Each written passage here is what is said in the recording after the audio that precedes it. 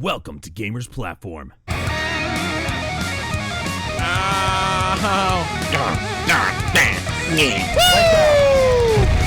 Yeah! Good. Oh, baby! Look at that! Hello, ladies and gentlemen, and welcome back to Gamers Platform, the only place to be for all your gaming needs. I'm Adam Wolf, and today we've got a trailer reaction for you for Morbid Metal. I can't remember where I heard about this one, but it intrigued me, clearly, because I put it on the list of videos to make, or at least list of trailers to react to. And these trailers are quite old. You know, we're talking like 6 months ago that this game, I think, may have been announced. There were some articles saying it was announced at Future Game Show, which I don't know what that is. But what really intrigued me was the fact that, one, it's made on Unity. I know it shouldn't be a surprise because Unity is actually a really good engine. You just need good people to use it. And two, it's being made by one guy, allegedly. I mean, you know, he might have been the guy who created the idea of Morbid Metal, but, you know, he probably's got a team somewhere, you know, maybe a small team, like 1 or 2 people or something. Either way, it's supposedly is allegedly just one guy, and we've seen some very impressive things. Bright Memory Infinite is one that's that comes to mind when talking about being created by one guy. And as much as I hate to admit it, Five Nights at Freddy's, that was one guy. All of them. So, you know, it's becoming very, very popular and very, very easy to make your own games without having to worry about a ton of money and, you know, people and a studio. You just need time. I've been saying it for years. That's all you need is time. You know, if you're really passionate about it, you'll keep your day job while you work on your passion, work on your project, you know? But anyway, so we're going to get into this. We got 2 videos to watch here. We got the official HD trailer released by GameSpot, and then we've got some gameplay, extended gameplay to take a look at to really kind of get what is going on in this game. So let's get into it.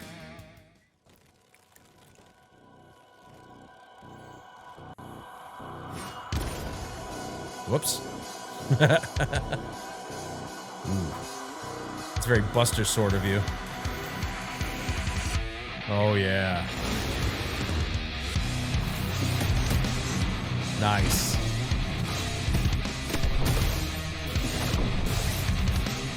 Now I know where they're getting the metal part from.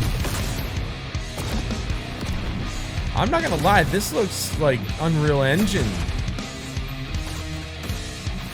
I know that Unity just came out with like a new update. I don't know if this is that, but they improved a lot of things.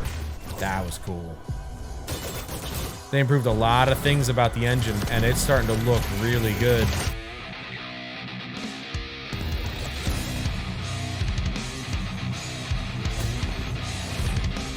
Like, I don't know if this guy used pre-made assets and kind of tweaked them a little bit, or if he actually did all the artwork, but this is really impressive. Look, you can shift. It's like you got different, I don't know, shells. Kind of like Mortal Shell. That's crazy looking, man. That looks really good. I mean, this is kind of insane levels of detail from Unreal Engine. Or Unreal. See? Unity engine.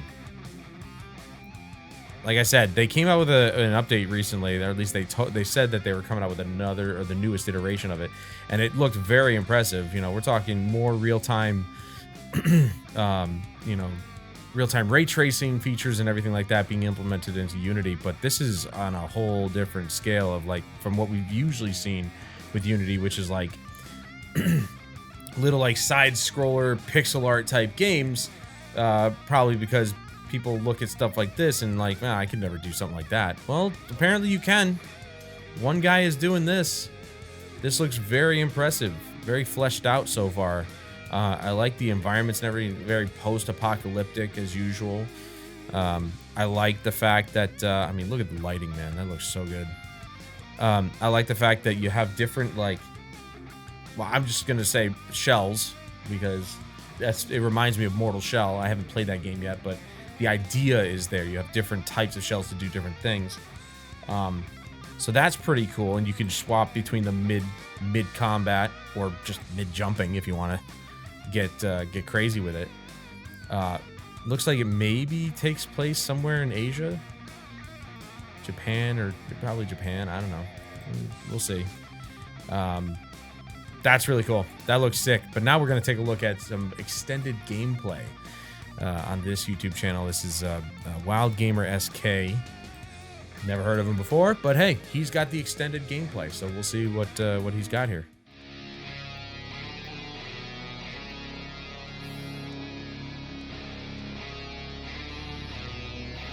Like I said, it looks very Unreal Engine, which is crazy.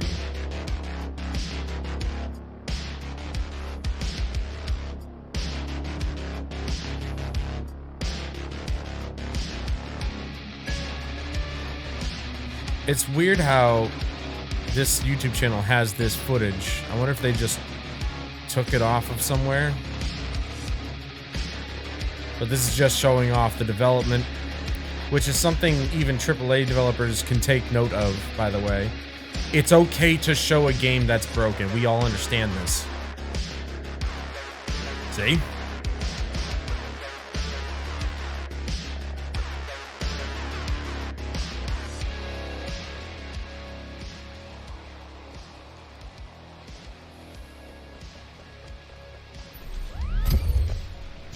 Oh, it's like he picked something up there.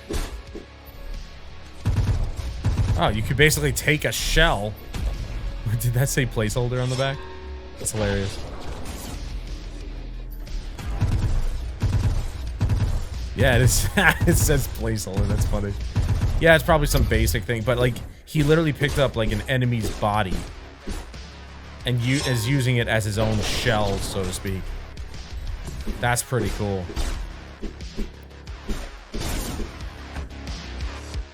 Like you can get slow time and everything,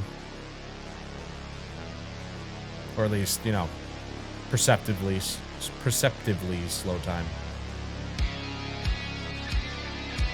The environment looks good. Remember, it's early development, so the trees might not look as flat. The leaves and everything kind of look really flat.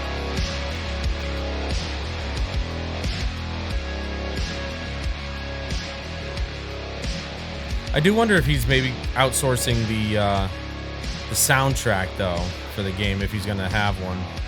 Which, you'd have to have one.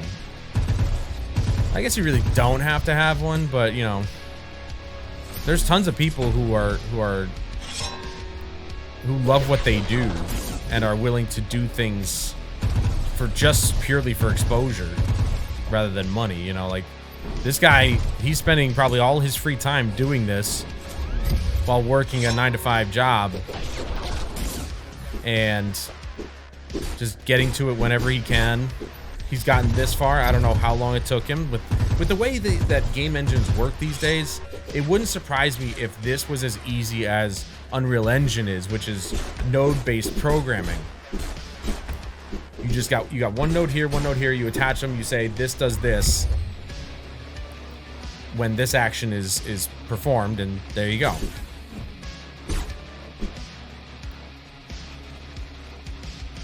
Very foggy.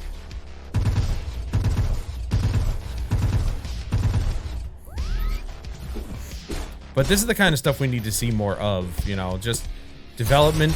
People love watching this development stuff. They love dev diaries. They want to see how games are made.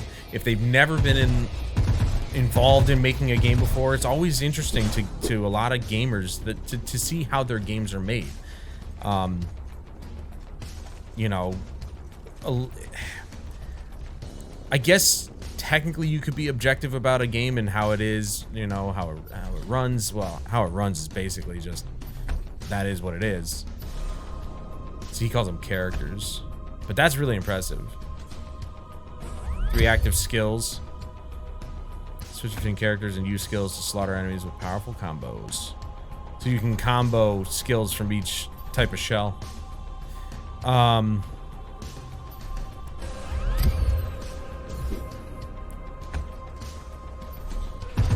But yeah, if people, you know, take a look at this and they've never been involved with game development before, they can at least, you know, gain an interest in potentially seeing how their games are made, you know. Like I was saying, I guess you can say it's a roguelite. Okay. You could say that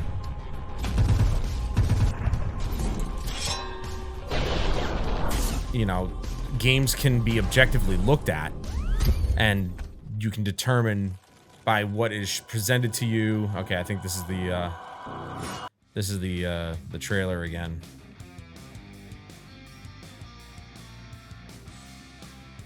Yeah, that's the trailer again. Okay, so you put the trailer at the end. Okay, that looked good, man. That looked good. I like seeing the development of games and everything. But anyway, like I was saying, games can be looked at objectively, for sure. You know, you got to look at the technicalities of everything, the game mechanics, the graphics, the audio. Everything needs to be taken into consideration of like, how well was this done? Does it sound good to me? Does it look good to me? Does it play well to me?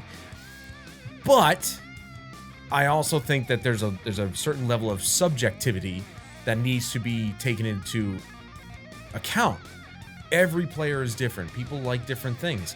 If we're looking at this development and we see that this is the way the game is now, and then when it comes out, it's like not too far off from this, some people might like it. Some people might be a little disappointed. They might be like, well, this looks like your alpha footage or whatever. So it, you know, it's a bit tough to say whether or not it's great for a developer to show off their work as they're going along. But I personally think it is a good thing.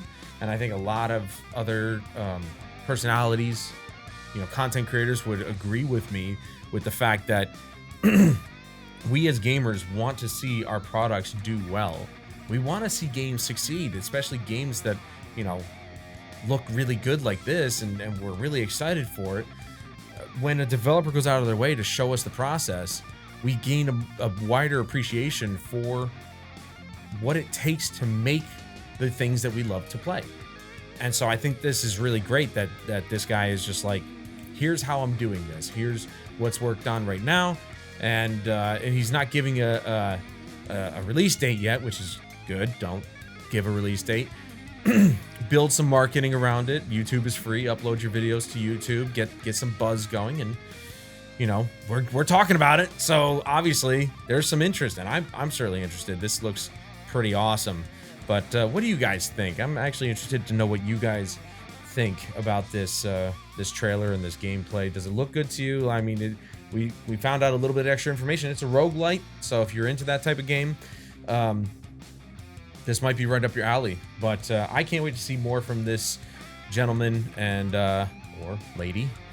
And hopefully we do get to see more of it in the coming years. And if he's got to take, you know, he or she has got to take a little extra time, you know, shows us a little bit here, but then it's going to take a little bit longer to get it finished. Fine. Just take your time. You're one person. All right. Let's not rush things. But that's going to do it for this video, guys. Thank you so much for joining me. And please join me again in the next video where we'll take a look at another game, react to the trailer, and I give you my thoughts and feelings in my heart. But until then, I'm Adam Wolf. This is Morbid Metal. And I'll see you guys later.